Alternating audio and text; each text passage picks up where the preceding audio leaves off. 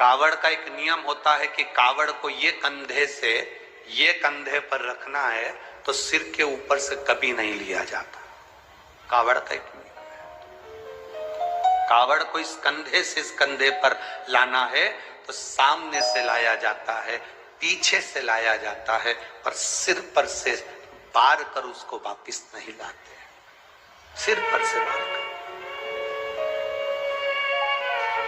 कावड़ का एक नियम होता है, जिस नारी का जिस व्यक्ति की संतान नहीं होती है उसको कावड़ यात्रा करने से पहले अपनी गोदी में धान चावल को भरना पड़ता है।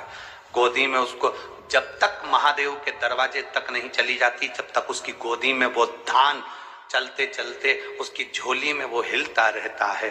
कावड़ का जल उसके कंधे पर रहता है और जब वो कावड़ जिसकी औलाद नहीं संतान नहीं, जब वो कावड़ का जल महादेव को चढ़ाती है तो पहले जल समर्पित करने के बाद फिर चावल के दाने बाबा के उस शिवलिंग पर समर्पित करती है कि बाबा मेरी गोदी में तू यहाँ तक लेकर आया है, ये गोदी खाली मत छोड़ना, मेरी गोदी भर देना। भले होना चाहिए।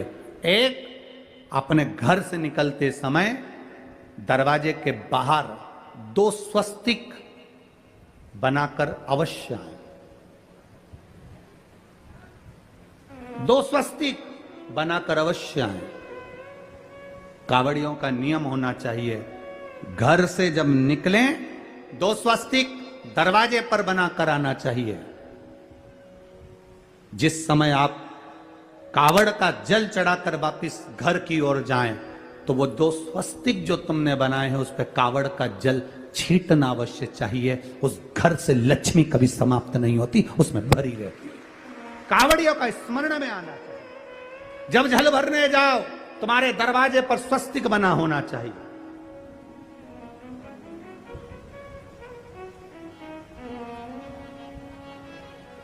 तुम्हारे दरवाजे पर 2 स्वस्तिक का स्मरण होना चाहिए।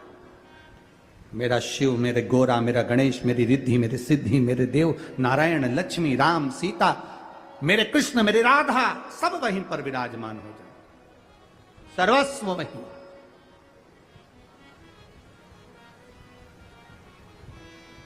कावड़ियों को स्मरण होना चाहिए और कावड़ियों को इस बात का भी स्मरण रखना चाहिए कि अपनी कावड़ यात्रा, जैसे सीहोर में तो 10-11 किलोमीटर की है। सीहोर सीवन नदी से जल भरा और 11 किलोमीटर दूर बाबा कुबेर भंडारी को चढ़ाया।